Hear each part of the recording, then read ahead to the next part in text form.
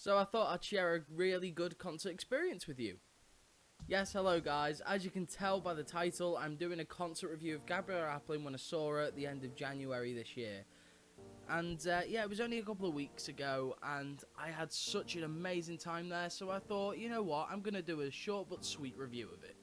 She had support from, it was meant to be from Hudson Taylor and Hannah Grace, but sadly Hudson Taylor, one of them took ill, so one of them couldn't perform, and one didn't perform without the other sort of thing. It was one of them, it was like a package deal. If one doesn't perform, the other one doesn't.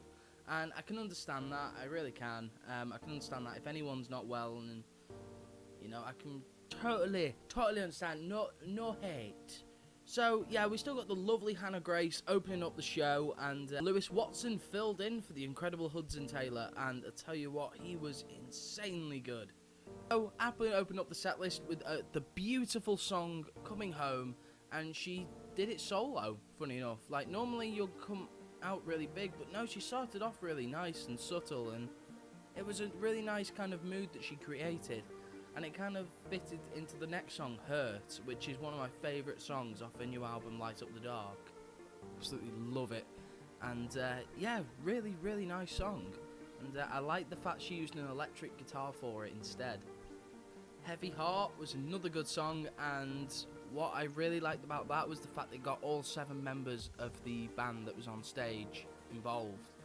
And like, it was kind of that throughout the whole concert, but that song really emphasised all, like, I don't know, all the instruments. I mean, there was a violin that I never even heard in the recording, and then live it just fits so perfect. It was really incredible.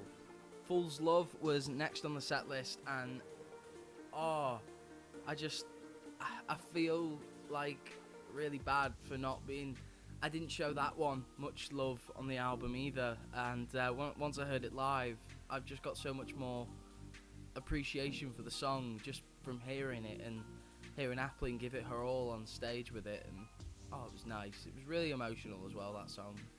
What Did You Do To Me was the 6th song on the set list, and I think, as far as I'm aware, she released a preview for that song, and fans reacted very positively to that, so you know, I'm not surprised she put that on the set list, and she put on a good show for that song.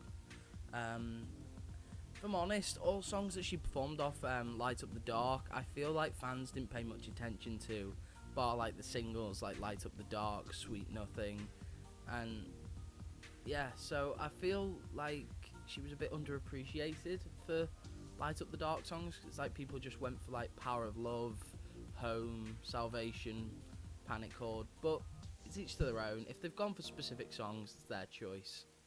Shallow Love is an incredible song off Light Up the Dark, and yeah, I just love the mood and atmosphere that she created for that. I remember actually a girl started crying next to me about when she played that song, and yeah, that was very awkward for me, I guess.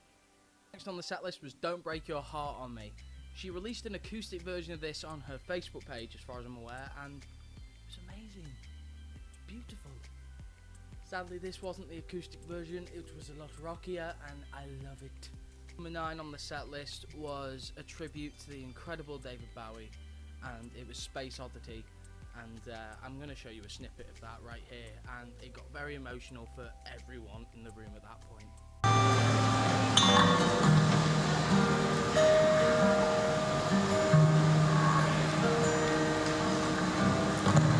Ground control to Major Tom. Ground control to Major Tom.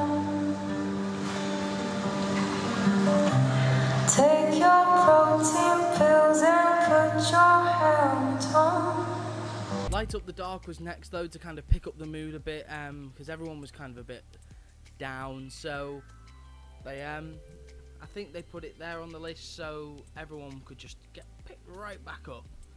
The one thing I didn't really like about it was the violin at the beginning for the intro, because it was kind of, it made like a really horrible kind of noise, and it went through me because it didn't sound right, but it's the first time I've heard a violin live, so you know, it's one of them, isn't it?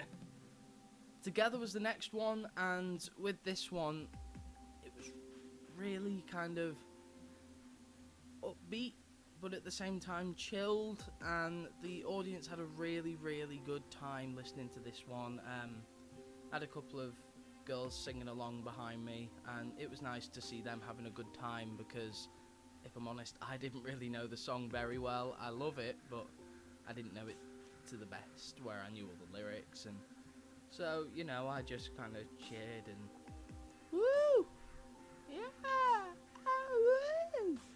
Wonderful Please Don't Say You Love Me was next, and that was her third ever single that she released, and oh, it was great. She played it acoustically with a band behind her, and oh, just the way that she played it was really good. I've said this a lot throughout the video, but the atmosphere and the tone was just incredible. Slip Away was next, and that was really sad. Really, really sad.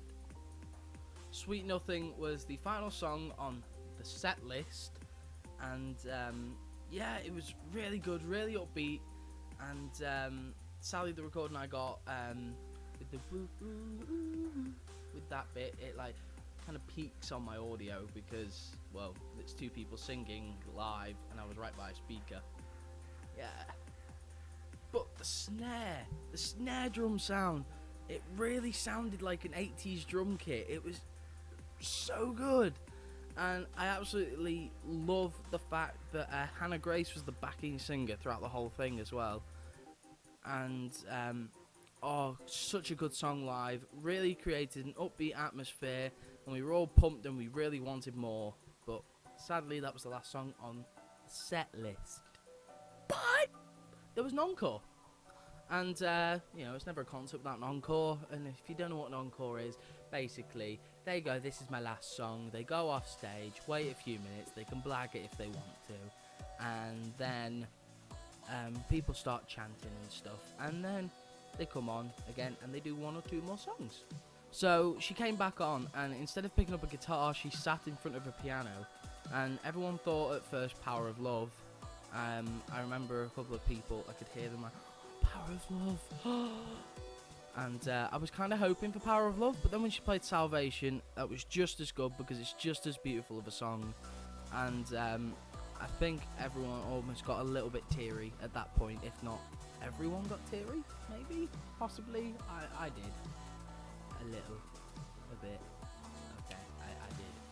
She finished off the whole thing with the song Home, and that was her first single that I heard, and it was single of the week on iTunes in 2010.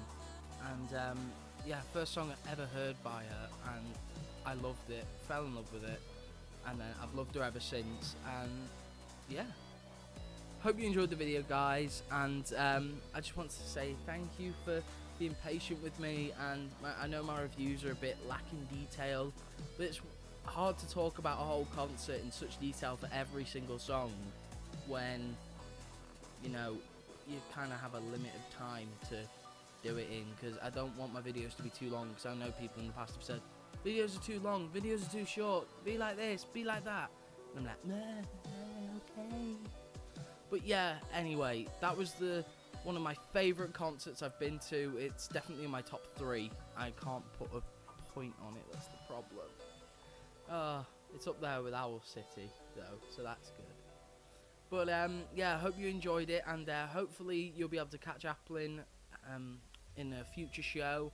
And yeah, if you haven't already got Light Up the Dark, I'll put a link in the description so you can buy it and or stream it. It's up to you. And yeah, and I'll see you in the next video.